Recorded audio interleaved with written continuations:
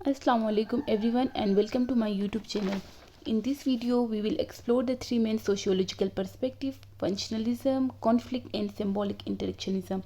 Let's explore the sociological perspective that helps us to understand society. Let's start with functionalism. Emile Durkheim जो है वो founder है functionalist perspective का। Functionalism वालों का कहना है कि society is system of interconnected parts, मतलब सोसाइटी एक ऐसा सिस्टम है जिसके सारे पार्ट्स एक दूसरे के साथ इंटरकनेक्टेड है और इन सब का मिलके काम करना लाजमी है सोसाइटी की स्टेबिलिटी के लिए। फंक्शनलिस्ट पर्सपेक्टिव वाली सोसाइटी को just like a living organism ये ऐसे देखती है, ह्यूमन बॉडी की तरह देती हैं। जिस तरह ह्यूमन बॉडी के सारे पार्ट्स एक दूसरे के साथ इंटरकनेक्टेड है, इसी तरह सोसाइटी के भी सारे पार्ट्स एक दूसरे के साथ इंटरकनेक्टेड है। जैसे हमारी बॉडी में अगर कोई भी एक पार्ट डिस्टर्ब हो या वो प्रॉपरली काम ना करे तो पूरी बॉडी डिस्टर्ब रहती है। सोसाइटी की भी यही एग्जांपल है। इसका कोई भी एक पार्ट, मतलब इसके पार्ट्स इंस्टीट्यूशंस को कहा गया, कोई भी एक इंस्टीट्यूशन अपना काम ना करे तो वो सोसाइटी स्मूथली वर्क नहीं करेगी। इसकी एग्जांपल है कि हर पार्ट का, हर इंस्टीट्यूशन का डिफरेंट काम है। फैमिली का काम क्या है? Reproducing, nurturing and socialising children. Education का काम क्या है? Transmit a society skill, knowledge and culture to its youth.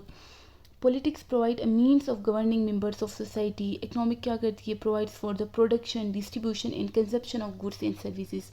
And religion institution क्या करता है? Religious institution provide moral guidance. तो फंक्शनलिस्ट पर्सपेक्टिव इस बात पर जोर देते हैं कि सोसाइटी इंटरकनेक्टेड है और इन सब का मिलकर काम करना ज़रूरी है और एक पार्ट दूसरे पार्ट पर इन्फ्लुएंस करता है। ये एक टर्म यूज़ करते हैं कि फंक्शनल एंड डिसफंक्शनल। अगर कोई पार्ट क्या करते हैं वो स्मूथली काम नहीं कर रहा तो वो सोसाइटी के लिए डिसफंक्शनल है। सोसाइटी को फंक्शनल बनाने के लिए सारे पार्ट्स का मिलकर काम करना लाजमी है। इसके कुछ की पॉइंट्स है। Society is different parts means institutions that work together, मतलब सोसाइटी के डिफरेंट पार्ट्स से, इंस्टीट्यूशन से, जिन सब का मिलके काम करना लाजमी है। और each part is a specific job. Her part का अपना एक अलग फंक्शन है।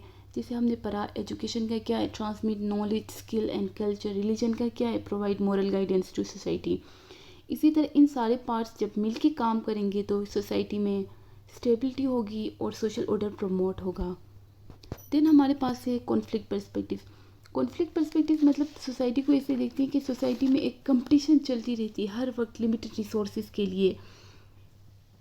दिस पर्सपेक्टिव मतलब एम्फसाइज करता है कि जैसे those in power maintain their dominance by exploiting those with less power group. इनका कहना है कि जिस ग्रुप के पास पावर और रिसोर्सेज है वो दूसरे ग्रुप को एक्सप्लॉइट करते हैं। और कार्ल मार्क्स इसका फाउंडर है, जो सोसाइटी को ऐसे देखता है कि यहाँ पे डिफरेंट क्लासेस के लोग हैं जो हर वक्त कंप्लीट करते रहते हैं social, material and political resources के लिए। जैसे हमारी सोसाइटी में चलता रहता है फूड, हाउसिंग, एम्प्लॉयमेंट, एजुकेशन के लिए हर वक्त कंपटीशन चलती रहती है। और इनके दरमियान क्या होता है? इनइक्वालिटी प्रोवाइड सोशल इन अपर क्लास की वजह। अपर क्लास और लोअर क्लास में क्या कहते हैं? इनइक्वालिटी, सोसाइटी में इनइक्वालिटी को प्रमोट करते हैं यही जो सोशल क्लासेस है। फिर हमारे सोशल इंस्टीट्यूशन से like government, education and religion, ये इसके थ्रू हम इनइक्वालिटी को सोसाइटी में देखते हैं।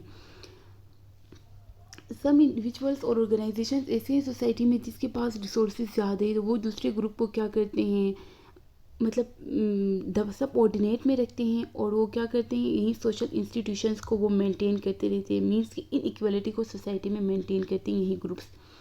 इसके कुछ की पॉइंट्स है कि society is divided into dominant and subordinate group.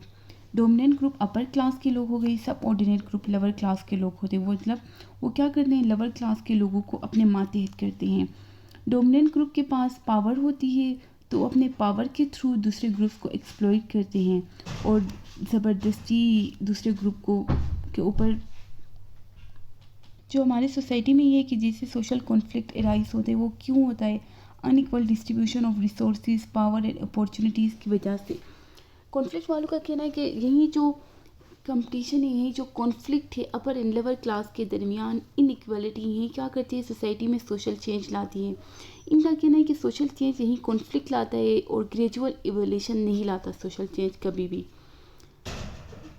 जैसे रोल ऑफ सोशल इंस्टीट्यूशन से such as government, education and media क्या करते हैं? Maintain the dominant groups power and privilege को यही मेंटेन करते हैं हमारे जो सोशल इंस्टीट्यूशन से। देन हमारे पास है symbolic interactionist perspective. George Herbert Mead जो है वो फाउंडर है सिंबॉलिक इंटरेक्शनिस्ट पर्सपेक्टिव का। ये जो पर्सपेक्टिव है ये फोकस करता है on day to day interactions and the meaning people attach to symbols and experiences. मतलब ये सोसाइटी को डे इंटरेक्शंस पे फोकस करते हैं कि कैसे एक इंडिविजुअल्स इंटरेक्ट करते हैं through symbols, language and gestures के थ्रू। और यही इंटरेक्शन क्या करती है, मीनिंग देती है। यही सोशल इंटरेक्शन क्या करते हैं, मीनिंग देती है। और इसी के थ्रू इंसान इंटरेक्शन करता है, इंसान की आइडेंटिटी, पर्सन की आइडेंटिटी शेप करते हैं यही सिंबल्स। उसके कुछ की पॉइंट्स है, सिंबल्स है जैसे लैंग्वेज है, जेस्चर्स है एंड ऑब्जेक्ट्स है जो इंसान यूज़ करता है मीनिंग को कन्वे करने के लिए। दूसरा है social interaction, meaning is created through social interactions between individuals.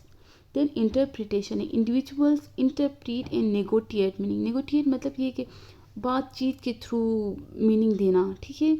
Meanings are not fix but are negotiated through interaction. जैसे यहाँ पे बात हो गई कि इंटरेक्शन के थ्रू हम मीनिंग्स को फिक्स कर मीनिंग देते हैं, ना कि मीनिंग फिक्स है। और दूसरी बात करिए कि ये मीनिंग हमेशा सिंबल से, जेस्चर से जिससे हम मीनिंग देते हैं उनको हमेशा सेम नहीं रहता, बल्कि ये डिपेंड होता है ऑन सोशल कॉन्टेक्स्ट पे। अगर हम इन सब को हम कंपैरिजन करें तो ये देखते हैं कि कंपैरिजन फंक्शनलिस्ट एंड कॉन्फ्लिक्ट क्या है, बहुत फोकस करती है on society as a whole but from different angles है। Some functionalism see stability while conflict theory see conflict on society. Symbolic theory focus on individuals interaction. Conclude करें तो we have explore three main sociological perspective, functionalism, conflict theory and symbolic interactionism.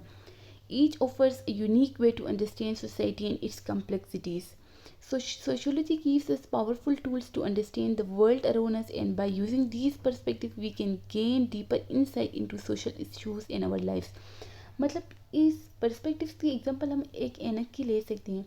Different people है जिनके पास different एनक है, वो society को different angle से, मतलब different एनक से देखती हैं। इस वजह से उनको सोसाइटी के अंदर जो चीज़ें वो डिफरेंट नज़र आती रहती है। तो if you found this video helpful, don't forget to like, share and subscribe my channel. हमारा आज का लेक्चर यहीं तक था। Thanks for watching and see you next time.